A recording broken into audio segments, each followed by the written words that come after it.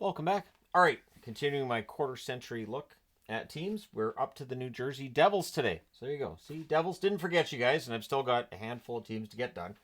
Regular season power rankings that I did all those weeks ago now. 14th was their ranking from 2000-2001 through 2023-2024. Playoffs, 10th in the rankings.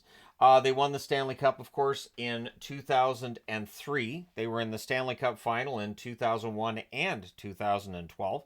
The 2012 run was quite the run for New Jersey, and it really felt like they were trying to rally and get that Stanley Cup for Marty Brodeur to go with his other cup rings.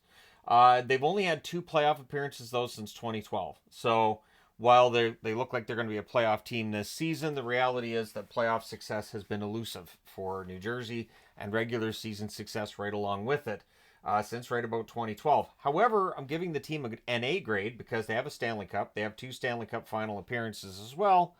And I feel like, this is a team that has been resilient. Their last Stanley Cup win being 2003. And so we take a look at their top 10 scorers from January 1st of 2001 through until the last regular season game of last season.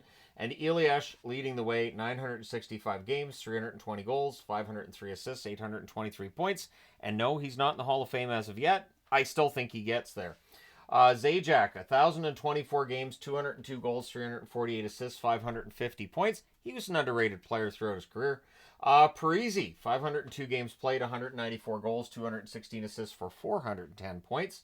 Scott Gomez, 487 games played, 98 goals, 290 assists for 388 points. Jamie Langenbrunner, one of my favorites. And if I ever get a Devils jersey with a name on the back, it will be Langenbrunner because I like to get what I paid for by the letter. 564 games, 142 goals, 243 assists, 385 points. My point being, you're going to pay for it. Get what you paid for. Get as many letters as you can on the back of that jersey.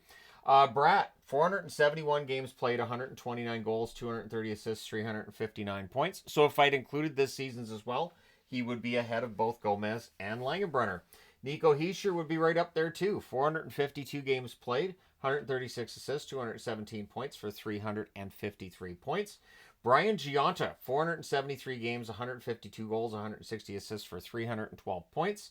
Jack Hughes makes the top 10. 306 games played, 114 goals, 167 assists, 281 points. He's a pretty solid player, that Jack Hughes. And Kyle Palmieri, 397 games, 140 goals, 126 assists, 266 points. So Palmieri, a good goal producer when he was with the New Jersey Devils. And does he end up with New Jersey before he retires? Like, he's a pending UFA. What if he got traded back to New Jersey at the deadline? Just throwing that out there. Goaltending, it is the Marty Brodeur show. A record of 426, 261, and 84 with a .912 save percentage. I double checked. Those numbers are good. Corey Schneider, who had the unenviable task of taking over for Marty Brodeur and taking over a team that was clearly in decline. A record of 115, 133, and 50, a .915 save percentage for Corey Schneider. Mackenzie Blackwood, a record of 65, 57, and 18, .906 save percentage. He's now, of course, playing very, very well for the Colorado Avalanche. And Keith Kincaid, a record of 64, 55, and 17, .906 save percentage for Kincaid. He had some good runs there with New Jersey himself. When we get into the coaching side of things, a lot of coaches in this team's history. Ton. A lot. So Larry Robinson was coached twice. Of course, he was the coach in 2000 when they won the Stanley Cup, which is not factored into those power rankings there. Kevin Constantine was coach for a bit, and then Pat Burns took over. Burns coached a lot of teams. He was always a very good coach. I was just surprised at how short his time was behind any given bench. Lou Lamoriello. Lamoriello was coach on, I believe, 2 different occasions, though one of them was really, really short. At any rate, Lamoriello is one of those GMs that if things aren't going well, he has no problem with firing the coach and standing behind the bench himself to see how things are going and get a good idea for what moves need to be made. Claude Julien, Brent Sutter, Jacques Lemaire twice. Lemaire, of course, was a pretty darn good coach for the Minnesota Wild as well. John McLean, it did not work out as well as people had expected when John McLean was coach. Pete DeBoer was coach in New Jersey as well. He's bounced around the league a little bit. Adam Oates and Scott Stevens were then asked to co-coach the team. when DeBoer was fired, and Adam Oates, after they decided to go a different direction and they brought in John Hines, Oates still at that point wanted to be a coach in the National Hockey League. Adam Oates, I think, is a good coach. I'm honestly kind of surprised he hasn't coached more teams. LN Nesradine on the list as well. Lindy Ruff, famously Lindy Ruff, right? Fire Lindy, sorry Lindy, fire Lindy, sorry Lindy. How do people feel right now? Probably indifferent with Lindy. But Sheldon Keefe, of course, the current coach of the team. Sheldon Keefe, I still think is a good coach. I think that a lot of the criticism he gets, I understand the criticism because as coach you're always going to get that, but I still think he's a good coach. General managers list is short because Lou Lamoriello was general manager for quite some time. Then Ray Shiro takes over as general manager. And Ray Shiro had that one year that he won the offseason, and then the team wasn't any better in the regular season. And then Tom Fitzgerald takes over from Ray Shiro. And I think Fitzgerald's done a good job. I mean, currently as I'm recording this, they're a playoff team. And they look like they should be dangerous in the East come playoff time. They have some really good young players there.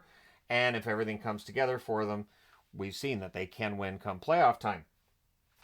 Your captains. Long list of captains for New Jersey. Kind of a surprise since they've been a pretty successful team. Scott Stevens, then Scott Niedermayer for, I just believe, the one season. Patrick Elias takes over as captain, does not stay as captain. Jamie Langenbrunner, Zach Parisi were captains of this team as well. Then Bryce Salvador for a bit there. Andy Green was captain of this team for a long while. And then Nico Hischier, who is the current captain for the New Jersey Devils, takes over. It is an interesting team the New Jersey Devils have. Of course, in the offseason, they went out and they fixed their goaltending, which is something that had always been kind of the pride of New Jersey, whether you're talking about Brodeur, Schneider, or Blackwood. And sure, we'll throw in Kincaid, but Markstrom at some point in time is going to end up on this list. And you got to think that if Luke Hughes ends up reaching his potential, he could be a defenseman that could break into a top 10 list of their scorers soon enough. The one thing with New Jersey, of course, is we're getting closer to the trade deadline. I think this is a year where they should be buyers, and this might be a year now where they can move draft picks, where they can move young players because they have so many good young players there, and I don't think there's necessarily a need for them to worry about, the draft picks and the prospects they currently have. This is about trying to get ready to win, because that's the tricky part for Tom Fitzgerald. You've now got a team that's a playoff team. Turn them into a Stanley Cup contender. Make them a favorite. Get them into a position where it feels like they can really do something. But at the same time, things are really wide open in the National Hockey League. It does feel like there's more parity than there's ever been, I would say, in the salary cap era. And so it'll be interesting to see if this team adds another Stanley Cup soon. 2003 is now over 20 years ago. And I know people are going to say, hey, he gave an A- grade to Boston. A little more generous with New Jersey than Boston. These things happen.